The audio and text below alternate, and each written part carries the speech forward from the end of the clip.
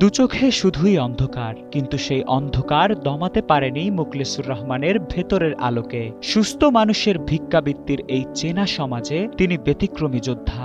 নিজের ঘাম ঝরিয়ে বৃদ্ধা মায়ের মুখে অন্ন তুলে দেওয়ার সংগ্রাম চালিয়ে যাচ্ছেন প্রতিদিন। ৫০ বছর ধরে ২ কিলোমিটার পথ হেঁটে গিয়ে গাছের ছাল ছাড়িয়ে সামান্য উপার্জন দিয়ে চলছে তার সংসার।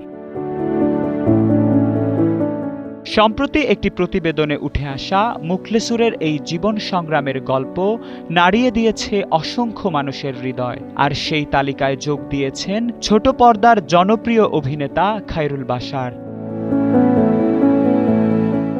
সামাজিক মাধ্যমে দৃষ্টি প্রতিবন্ধী মুখলেসুরকে নিজের ভাই সম্বোধন করে তিনি বলেন, মুখলেসুর রহমান আমার ভাই।